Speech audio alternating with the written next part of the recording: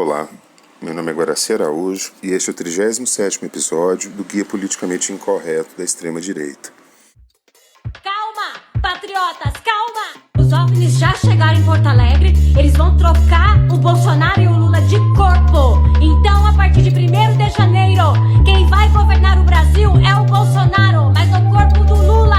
Calma, patriotas, calma! Aqui no guia eu de vez em quando coloco questões que são questões que têm a ver com o momento, com a época, mas existem outras questões a discutir que são mais permanentes e contínuas. Existem questões que de fato são discutidas a respeito do extremismo de direita desde muito tempo. Uma delas é essencial e ela ao mesmo tempo é uma grande questão e é uma pergunta que muitas vezes passa na cabeça de alguém que, por exemplo, começa a discutir com um bolsonarista. Basicamente, muitas vezes aquele que se propõe a discutir com o bolsonarista se sente chocado pela defesa, apresentação de ideias, teses, pontos de vista, exemplos, que parecem ser sem sentido.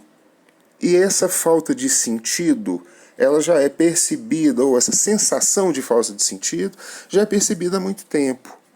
Então, já existe todo um campo, toda uma tentativa de compreender como pensa, como se posiciona, o que se passa na cabeça de um extremista de direita. A grande questão é se essas maneiras de compreender nos ajudam de fato.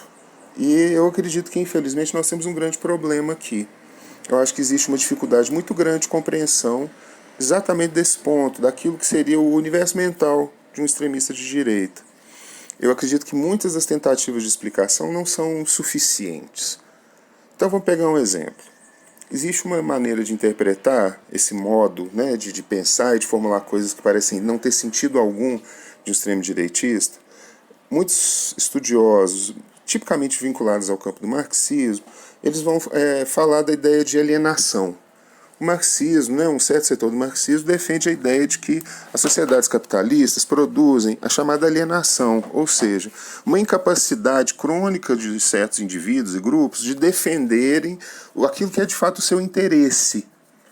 Na visão marxiana, muitas vezes indivíduos alienados acabam por antagonizar com aqueles que deveriam ser seus associados, e leva esses indivíduos a fazerem defesas que seriam esdrúxulas se a gente pensasse no que realmente interessa para eles.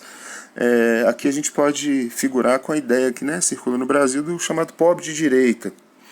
A grande pergunta é, o marxista que segue essa linha afirma para a gente que sociedades capitalistas são compostas basicamente de pessoas alienadas. Mas por que em certos momentos essas pessoas alienadas se tornam extremistas? E por que em outros não? Existe uma outra maneira de pensar que é próxima a essa, uma outra tese, uma outra ideia que é próxima a essa, que eu chamaria de a tese da disfunção mental. A tese da disfunção mental sugere para a gente que a existência de um capitalismo que explora as pessoas no trabalho, etc., produziria uma espécie de condição quase patológica nos indivíduos e que essa pressão e sofrimento quase patológicos que são impostos aos indivíduos pelo capitalismo, produziria, em certos momentos, o extremista de direita. Mas por quê? Em quais momentos? E por que em certos momentos isso acontece e em outros não?